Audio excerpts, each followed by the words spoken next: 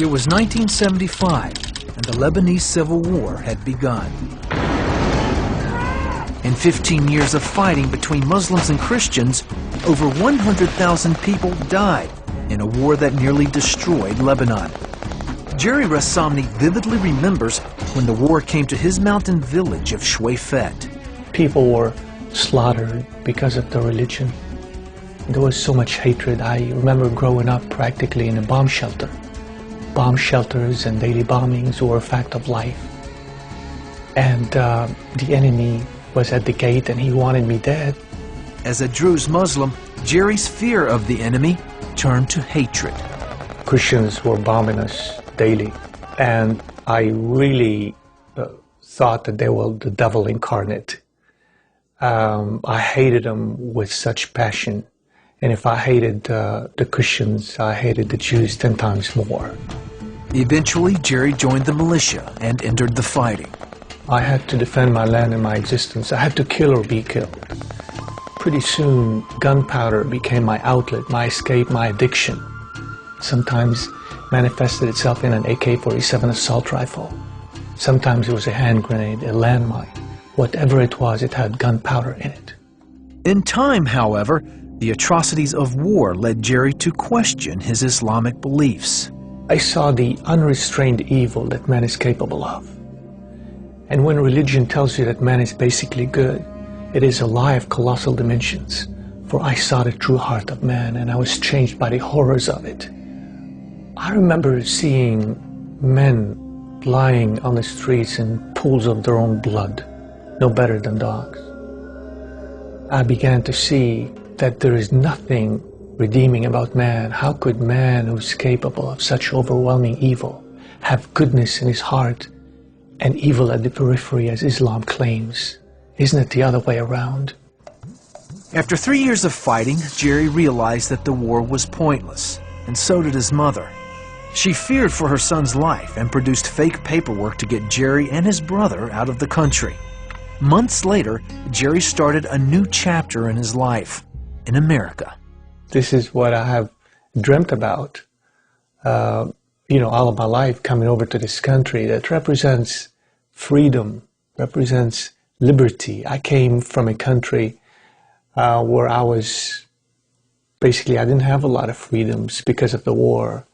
Soon he met a young woman and fell in love, but she was a Christian. When I first laid eyes on her, something happened in my heart. It was love at first sight. I knew that she's the one for me. And the fact that she was a Christian, I turned a blind eye to that because I was so blinded by love. Within months, Jerry proposed to Jennifer. I knew at 19 years of age to pray and ask the Lord if it was His will for me to marry Jerry. And after much prayer, I finally had a peace about it. But my conditions were that we would attend church as a family and that our future children would be raised Christian. Jerry agreed to the conditions, but vowed never to convert to Christianity. He said, I told you I would never convert. I was born Druze Muslim. I'm going to die Druze Muslim, and not anything you could say or do is going to change that. So I never said another word and just began to pray. As Jennifer prayed, Jerry studied the Bible. He wanted to disprove its claims. Instead, he began to see fundamental differences between Islam and Christianity.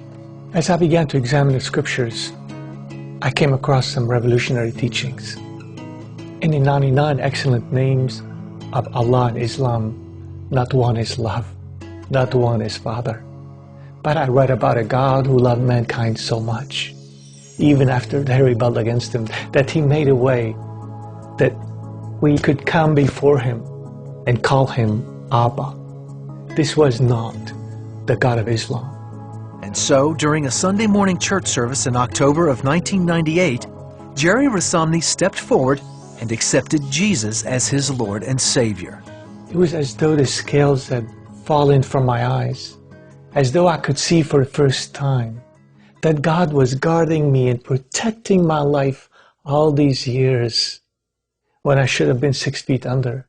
He was guarding me for such a time as this. Their lives have never been the same. After I accepted Christ, we truly became one, and we worshiped the Lord together. It's a wonderful blessing that Jerry came to know the Lord before we started our family. Jerry tells his life's journey from the killing fields of Lebanon to the loving arms of Jesus Christ in his book, From Jihad to Jesus. He knows that God has a plan to reach Muslims with the gospel. God says, in the last days, I will pour out my Spirit on all people. He said, your old men shall dream dreams, your young men shall see visions. And we are seeing fulfillment of Joel 2:28 in the Muslim world all over, where people in Islam are seeing visions and dreams of Christ, and they're coming out of darkness into light. Jerry is truly grateful for his life's journey. I should have spent eternity in hell. That's where I belong.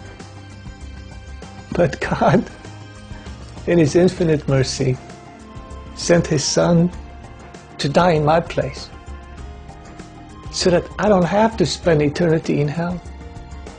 And it's through nothing that I do, but it's through what the Savior has done on the cross for me 2,000 years ago.